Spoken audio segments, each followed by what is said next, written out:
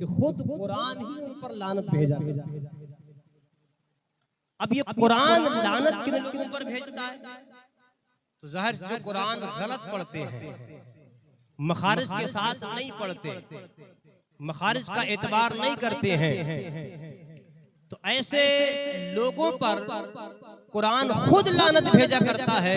कुरान तो इसलिए आया है उसको सही सही पढ़ा जाए, लेकिन हम अपनी नादानी की बुनियाद पर कुरान गलत पढ़ते हैं तो कुरान भी हम पर लानत भेजा।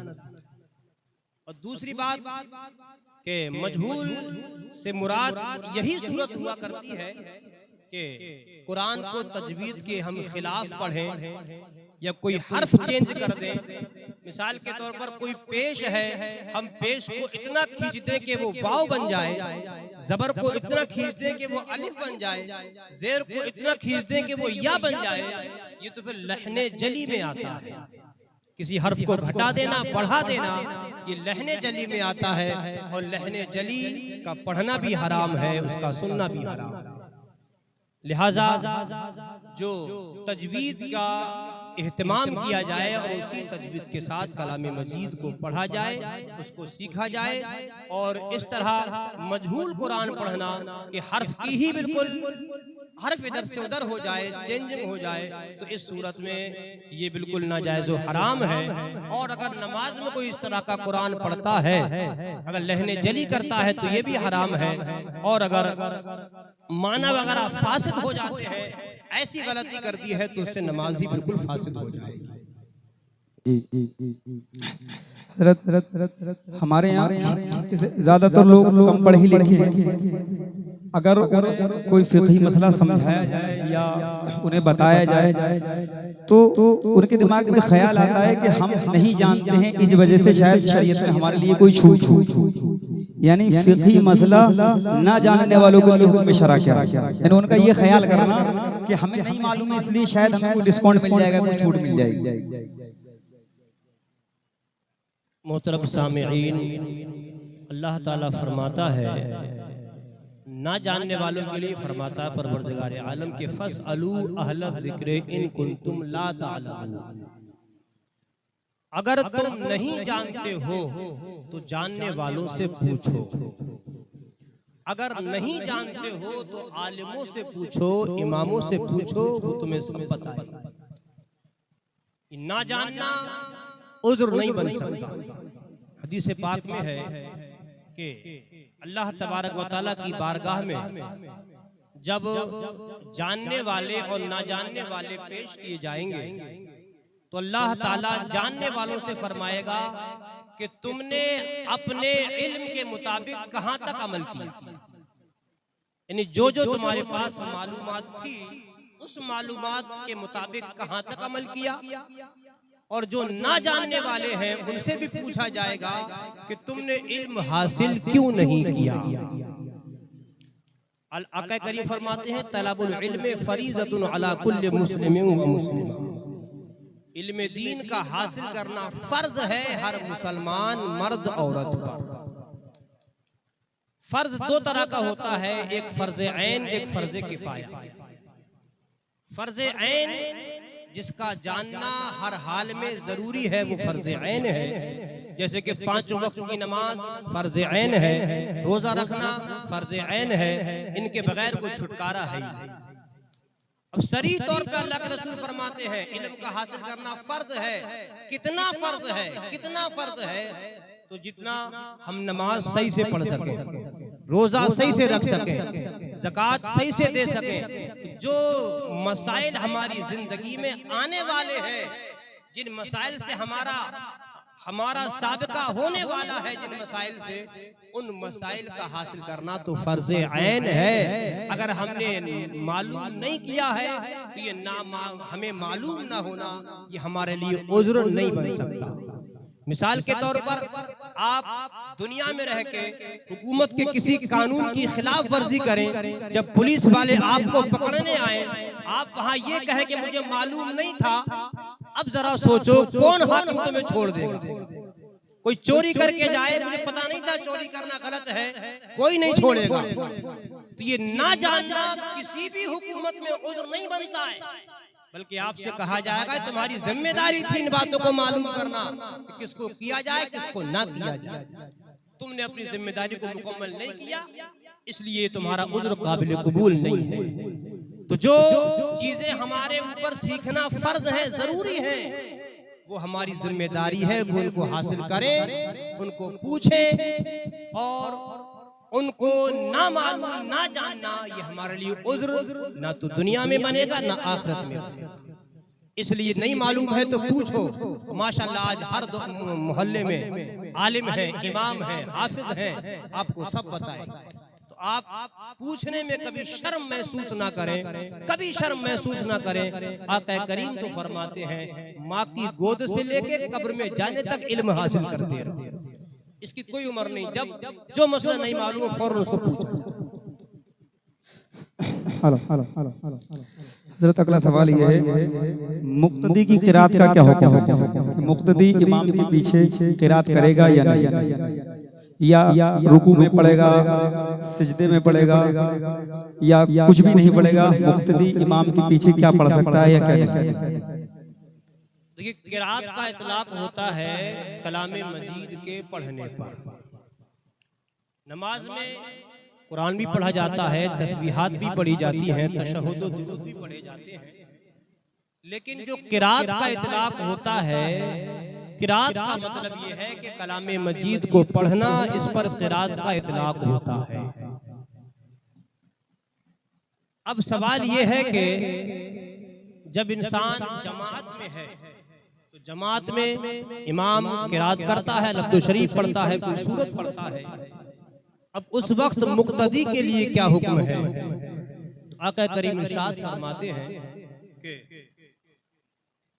मन काना लहू इमामुन फकिरातुल इमामे लहू किरातुन। जिसके लिए इमाम है, यानी जो तन्हा नमाज पढ़े, ये अलग सूरत है। इमाम वाली सूरत की जमात वाली सूरत होती है। जिसके लिए भी कोई इमाम है, यानी अगर कोई नमाज जमात के साथ पढ़ता है तो इमाम का किरात करना ही मुक्तदी का किरात करना है। यानी बज़ाहिर किरात तो इमाम करेगा, लेकिन जो सवाब इमाम को किरात करने का मिलेगा वो सवाब मुक्तदी को भी मिलेगा। तो इमाम का पढ़ना ही ये मुक्तदी का किरात करना है। और एक हदीस पाक में आका करीम फरमाते हैं इन्नमा जुइलल इमामु इन्नमा जुइलल इमामु, बेशक इमाम को इसलिए बनाया जाता है ताकि उसकी इक्तिदा की जाए, इत्तिबा की जाए। फ़इज़ा क़रअ फ़अनसितू, जब इमाम किरात करे यानी कुरान पढ़े तो तुम खामोश रहो। इससे समझ में ये आया जब इमाम किरात करे, अल्हम्दु शरीफ पढ़े तो खामोश रहना है, कोई सूरत पढ़े तो खामोश रहना है। उसके अलावा जो काम है वो इमाम को भी करना है, मुक्तदी को भी करना है। सजदे में इमाम भी तस्बीह पढ़ेगा, मुक्तदी भी पढ़ेंगे। कायदे में इमाम भी तहियात पढ़ेगा, मुक्तदी भी पढ़ेंगे। दुरूद इमाम भी पढ़ेगा, मुक्तदी भी पढ़ेंगे। दुआ इमाम भी पढ़ेगा, मुक्तदी भी पढ़ेंगे। बाकी सारे अमल में इमाम भी करेगा, मुक्तदी भी करेंगे। लेकिन किरात का कहते ही है कुरान के पढ़ने को, तो जहां नंबर कुरान पढ़ने का आएगा वहां मुक्तदी खामोश रहेगा। मुक्तदी को इमाम की किरात सुनना है, पढ़ना नहीं है। और दूसरी वजह यह है कि मैंने अभी बताया कि जो सवाब इमाम को मिलेगा सुनने वाले को भी मिलेगा। मसला यह है कि पढ़ने वाले से ज्यादा सवाब सुनने वाले को मिला करता है, कि कुरान का सुनना फर्ज है, कुरान का सुनना फर्ज है। कुरान का पढ़ना ये फर्ज नहीं है, लेकिन सुनना फर्ज है। तो पढ़ने वाले से ज्यादा सवाब सुनने वाले को मिला करता है। जब भी कुरान पढ़ा जाएगा नमाज में, और ये हुक्म तो नमाज के अलावा के लिए भी है, इज़ा क़ुरिअल क़ुरआनु फस्तमिऊ लहू व अनसितू लअल्लकुम तुरहमून। जब कुरान जहां भी पढ़ा जाए, तुम्हारे घर फातिहा होती हो, हम देखते हैं इधर फातिहा हो रही है और हम लोग शोर मचाते हैं, बोलते हैं। कुरान जहां भी पढ़ा जाए, चाहे फातिहा की सूरत हो या कोई भी और सूरत हो, जिस सूरत पर भी कुरान पढ़ा जाए, सबकी जिम्मेदारी है कुरान को गौर से सुने ताकि तुम पे रहम किया जाए। पता ये लगा कुरान पढ़ा जाता है, जो कुरान को सुनते हैं अल्लाह उन पर रहमतें नाजिल किया करता है। और जब तुम कुरान के वक्त शोर मचाओगे तो फिर रहमतें नाजिल नहीं होगी। हजरत एक चीज हमें और जानना थी, ये तीजा चालीसवा वगैरह में ये दावत करते हुए रिवाज है, और ये रिवाज हमारे यहाँ है कि तीजा हो या चालीसवा हो, इसमें दावत की जाती है। तो इसके लिए शरई हुक्म क्या है? मुख्तसर। देखिए असली मसला ये है कि दावत का, बाकी हम अहले सुन्नत के यहाँ तीजा ये किस्म है ईसाले सवाब की, और ईसाले सवाब मुतलकन जायज़ है। फातिहा ख़वानी हमारे यहाँ बिल्कुल जायज़ है, इसमें कोई कलाम नहीं है। मसला ये है इस मौके पे दावत करना, इस पे आप रात गौर से सुने, ऐसे मौकों पर दावत करना ये नाजायज़ है। तीजे का माहौल हो, 10वें का माहौल हो या 40वें का माहौल हो, किसी को दावत करना भी नाजायज, और जिसकी दावत की जा रही है उसको दावत कबूल करना भी नाजायज है। और ऐसी दावत के लिए खाना खाने जाना भी नाजायज है। इमाम फतावा शामी के अंदर अल्लामा इब्न आबिदीन शामी फरमाते हैं, युकरहु ज़ियाफ़तु मिन अहलिल मय्यित लिअन्नहु शुरिआ फि सुरूर ला फि शुरूर, कि ये जो दावत है मैयत के घर वालों की तरफ से दावत मना है, नाजायज है, इसलिए कि दावत का जो मामला है ये तो खुशी के मौके पे होता है, गम के मौके पे नहीं हुआ करता है। दावत ये इजहारे खुशी हुआ करता है, और हमने उल्टा कर दिया है, खुशी में भी दावत कर रहे हैं, गम में भी दावत कर रहे हैं, हमने खुशी और गम का फर्क ही मिटा दिया है। तो सुने, गौर से सुने, इस मौके पर दावत करना बिल्कुल नाजायज है, दावत कबूल करना भी नाजायज है, और ऐसी दावत खाना भी नाजायज है। ये अलग बात है, आप बगैर दावत के फातिहा में शामिल हुए, घर वालों ने आपसे कहा कुछ खा लो, आपने कुछ खा लिया, कुछ 2-4 लुक़मे खा लिए, तो ये जायज है, क्योंकि आपने ना तो दावत कबूल की है, ना तो आपकी दावत की है, आपने ऐसे ही घर वाले के कहने पर खाया है, यहाँ तक तो जायज है। लेकिन बाकायदा दावत होना, दावत कबूल करना, उसका एहतमाम करना, ये बिल्कुल भी जायज नहीं है। आला हजरत का एक मामूल था, वो कहीं भी जाया करते थे तो वहां पर कुछ भी नहीं खाया करते थे, जो भी खाना हो तो अपने घर आके खाया करते थे।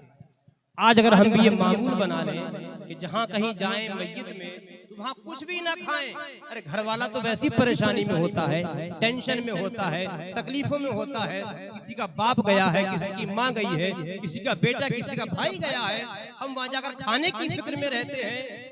अगर हम ये माहौल बदल लेंगे तो घर वाला जो फिक्र और टेंशन में है उसे फिर खाना खाने की मुसीबत झेलना नहीं पड़ेगी, खाना खिलाने की मुसीबत।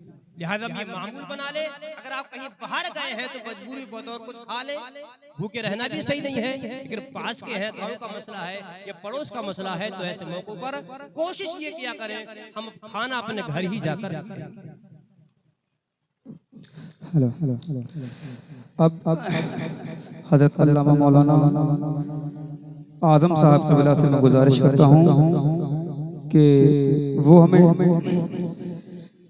समझाएं कि हजरत इमाम हुसैन ने किस फिक्र की वजह से यजीद की बैत में, हजरत इमाम हुसैन रज़ियल्लाहु ताला अन्हु ने किस वजह से यहाँ तक कि अपने घर वालों को शहीद करा दिया, लेकिन यजीद की बैत नहीं की थी, उनकी फिक्र क्या थी?